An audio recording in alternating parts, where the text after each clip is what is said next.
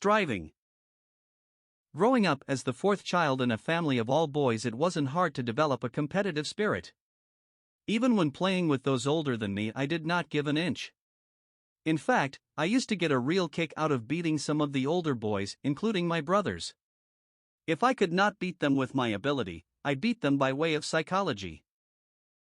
Competition in sports is fun, but a competitive spirit can be very destructive in the spiritual world.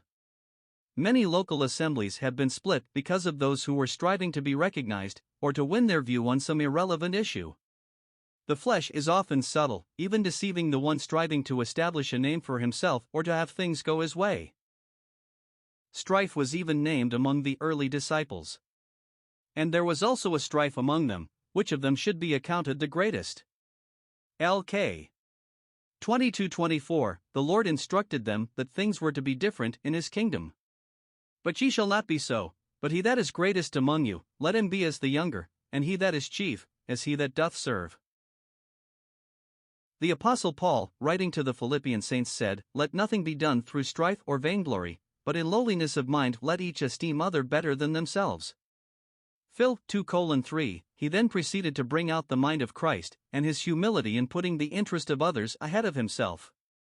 Phil 2:5-8, writing to Timothy, he would add, "And the servant of the Lord must not strive, but be gentle unto all men, apt to teach, patient." 2 Timothy 2:24. We must constantly be aware of the presence of the flesh and its competitive spirit, its desire to be known, and its self-centered designs. However, Scripture does exhort us to be striving together for the faith of the gospel. Phil 1:27, Jude writes, "I exhort you that ye should earnestly contend for the faith which was once delivered unto the saints." Jude 3. Ironically, some who think they are striving for the faith are actually being contentious.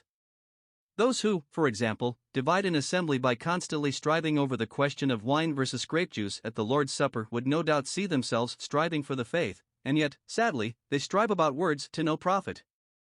2 Timothy 2:14. Others who strive for the faith are often perceived by others as contentious. Those who stand firm on the Scriptures, for example, regarding the role of men and women in the assembly, are often viewed as contentious. The Apostle Paul, in contending for the gospel, pronounced judgment on those who preach another gospel. No doubt many today would view him as contentious, but the glory of Christ was at stake, and the truth must be stated clearly. Galatians 1:6-10. How then do we determine when we should strive, and when we should not? One question we might ask is, for whose glory am I contending? If it is simply for vainglory or to have things go my way, we must confess our fleshly thinking, and put the interest of others ahead of our own. Phil 2:3-4. If, however, it is for the truth of Scripture, we must stand firm.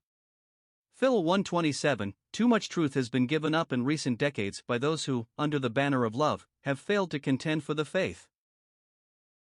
Much individual and corporate prayer is needed for the discernment necessary to know when we should and should not strive. And when we do strive for the faith, we must constantly monitor our motivation to be sure we are not striving according to the flesh. It is very easy to unknowingly slip from being well-intentioned to striving for personal glory or gain.